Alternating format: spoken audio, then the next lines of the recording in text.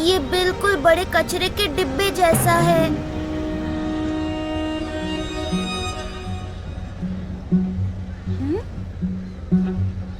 वो देखो, वहाँ है मिली। वो बहुत दूर है। चलो वो गायब होने से पहले उसे पकड़ते हैं। अरे रुको रुको रुको।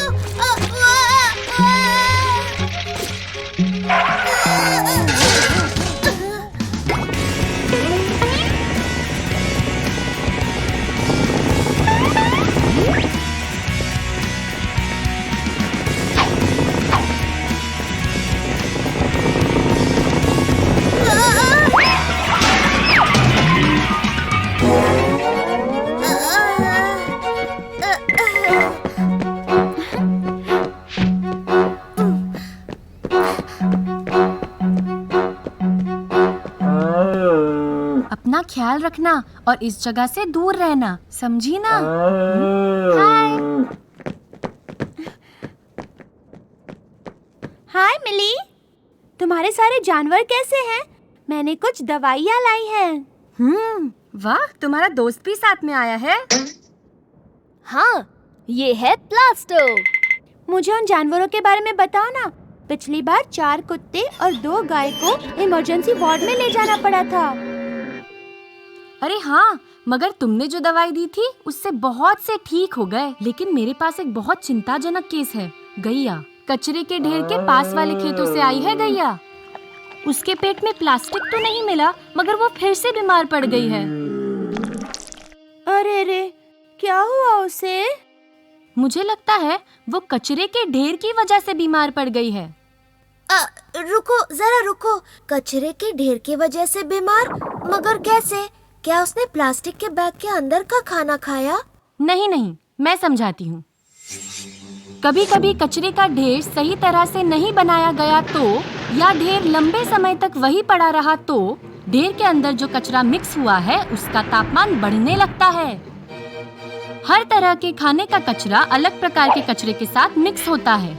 इन सारी चीजों का जमीन में विघटन होता है और यहाँ से वो ग्राउंड वाटर यानी भूजल तक अपना रास्ता बनाता जाता है। बाप रे, अरे रे, भूजल तो पूरे शहर से गुजरता है ना? हाँ, बिल्कुल सही कहा तुमने। बाद में सब लोग और सब कुछ इस भूजल का उपयोग करते हैं। पेड़, खेत, पौधे, कुआं, हम सब इस पानी का इस्तेमाल करते हैं और इस पानी में केमिकल्स होने की संभावना होती है, जिससे कोई भी जीवित प्राणी बीमार पड़ सकता है। गाय, पक्षी, तुम और मैं भी। मैं अपना वाटर फिल्टर इस्तेमाल करता हूँ। मगर ये समस्या इससे खत्म नहीं होती ना। हाँ, ये जो समस्या है ना, वो बहुत बड़ी होती जा रही है। बिल्कुल इस कचरे के पहाड़ जैसी। और तो और अब कचरे के ढेर के लिए जगह भी कम पड़ रही है। भारत के कई शहरों में कचरा डालने की जगह कम पड़ रही है और पूरी दुनिया में भी। अगर जगह नहीं बची तो हम क्या करने वाले हैं? क्या हम पूरी पृथ्वी कचरे से भरने वाले हैं? ये तो बहुत ही गलत बात है। हम पूरी दुनिया को बीमार नहीं होने दे सकते।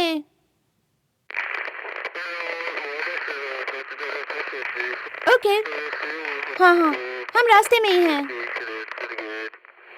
ये मैसेज वेस्ट नो मोर एक्सप्लोरर के हेडक्वार्टर्स से था और शायद उनके पास इस समस्या का समाधान हो सकता है। क्या? सचमुच? उन्हें लगता है कि हमें स्कूलों में जाना होगा और विद्यार्थियों को वेस्ट एक्सप्लोरर बनने के लिए कहना होगा, क्योंकि वो अपने घर के कचरे का विभाजन करेंगे और उनके दोस्तों को भी बताएंगे। बिल्कुल हमारी तरह।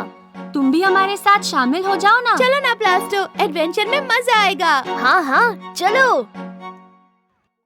हाँ, मैं भी आऊँगा। मेरे जीवन को अब एक उद्देश्य मिला है। मैं हूँ प्लास्टो, द वेस्ट एक्सप्लोरर। अगला स्टॉप WNMC, वेस्ट नो मोर कैंप। एक्सप्लोरर सावधान। वेस्ट एक्सप्लोरर्स नमस्कार। आपके अगले वेस्ट नो मोर एक्सप्लोरर मिशन में आपका स्वागत है। रानी और राज के साथ आपके पहले एडवेंचर में आपको बहुत मजा आया होगा। और हमारे साथ अब एक और वेस्ट एक्सप्लोरर है, प्लास्टो। Hello plaster. विद्यार्थियों, अगर आपको लगता है कि आपको बहुत मजा आया तो सब लोग मिलकर थम्स अप दो। क्या आपको वेस्ट एक्सप्लोरर बनना है? क्या आप पृथ्वी को स्वच्छ बनाना चाहते हैं? तो हमारे साथ शामिल हो जाइए। ताली बजाओ बच्चों। बढ़िया। पृथ्वी ग्रह को आपकी जरूरत है, तो आपका पहला मिशन है ये चार्ट ठीक करना। ये दूसरे स्कूल के नए वेस्ट एक्सप्लोरर्स के लिए है। कचरे की वजह से पर्यावरण कैसे प्रदूषित होता है, ये भी उन्हें सीखना है। ये स्टेप्स सही क्रम में फिर से लगाने के लिए हमारी मदद करोगे? ये प्लास्टिक की बोतल इस समंदर में कैसे आई? जो आपको उचित लगे उस क्रम से क्रमांक लिखें। शुरुआत करने के लिए हम आपको एक हिंट देंगे। पहली स्टेप, प्लास्टो बोतल से पानी पी रहा है। आगे की स्टेप्स कौन सी होंगी? अगर आपको जवाब मिल गया है तो वेस्ट एक्सप्लोरर टीम के साथ आपके जवाब फिर से चेक करें। आपका जवाब क्या है?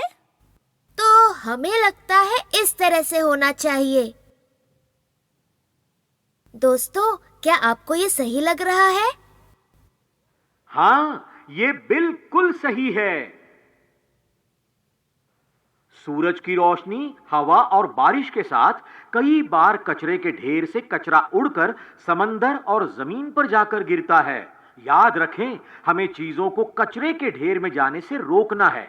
दोस्तों, क्या आप मेरी और मदद कर सकते हैं? हमें लगता है कि कचरे का विभाजन करने से हमें मदद मिलेगी, क्योंकि जब चीजों का विभाजन होता है तब वो सारी चीजें कचरे के ढेर में जाने की बजाय रिसाइकलिंग सेंटर में जाती हैं। विभाजन का महत्व विद्यार्थियों को समझाने के लिए ये स्टेप्स सही क्रम में फिर से लगाने के लिए आप हमारी मदद करेंगे। हो गया सबका? चलो फिर से एक बार टीम के साथ जांच लेते हैं। राज, आपने क्या लिखा है? हमें लगता है ये ऐसा है। बढ़िया, ये बिल्कुल सही लग रहा है। विभाजन की वजह से होने वाला फर्क आपको दिख रहा है ना? हाँ, अगर हम कचरे का विभाजन करें तो हम पुष्टि कर सकते हैं कि सारी चीजें कचरे के ढेर में जाने के बजाय वो रिसाइकलिंग के लिए जा रही हैं। लेकिन मेरा एक सवाल है, अगर हम चीजें रिसाइकल कर सकते हैं तो कचरे के ढेर में पड़ा हुआ सारा कचरा हम रिसाइकल कर सकते हैं या नहीं? वाओ, बहुत बढ़िया। अच्छा सवाल पूछा प्लास्टो। देखो, अगर कचरा पहले से ही ढेर में हो तो गीला और सूखा दोनों मिक्स हुआ होगा और मिक्स कचरे का रिसाइकलिंग नहीं हो सकता। और हम कुछ हद तक चीजें रिसाइकल कर सकते हैं, उसके बाद चीजें कचरे के ढेर में ही पहुंचती हैं। इसीलिए हमें कचरा कम करने के लिए कुछ और करना होगा। कुछ और मतलब क्या? तुम अगले एडवेंचर में देख सकते हो और तब तक तुम्हें प्रतीक्षा करनी होगी। मगर अब इन दो चार्ट्स का इस्तेमाल करके कचरे का विभाजन करने से क्या फर्क पड़ता है, ये हम अन्य विद्यार्थियों को बता सकते हैं। आपके सहकार्य के लिए धन्यवाद। आपके सिवा ये आसान नहीं होता। मिलते हैं अगले मिशन में। चलो, जाने का समय हो गया है। वेस्ट नो मोर कैंप से आने वाला संदेश।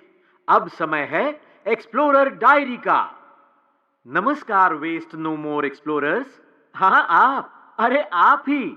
अब आप लोग एक्सप्लोरर्स हो। आपका वेस्ट नो मोर मिशन कैसा चल रहा है? डंपिंग ग्राउंड के बारे में पता चलने के बाद और बेचारी गैया को देखकर आपको चिंता हो रही है ना? पर घबराइए मत, हम साथ मिलकर परिस्थिति बदल सकते हैं। याद रखिए, जब हम कचरे को अलग अलग करते हैं तब हम सूखे कचरे को डंपिंग ग्राउंड में जाने से रोकते हैं। उस कचरे का उपयोग रिसाइकलिंग फैक्ट्री में नई चीजें बनाने में होता है, जिनसे कई अलग-अलग चीजें बनकर दुकान में जाती हैं। कचरे को अलग-अलग करने के बारे में जानने के बाद आपके परिवार का क्या कहना था? क्या उन्होंने घर में 2 कचरे के डिब्बे रखने में आपकी मदद की? क्यों मदद की या क्यों नहीं की, इस बारे में किसी एक दोस्त को बताएं। फिर मिलेंगे अगले एपिसोड में।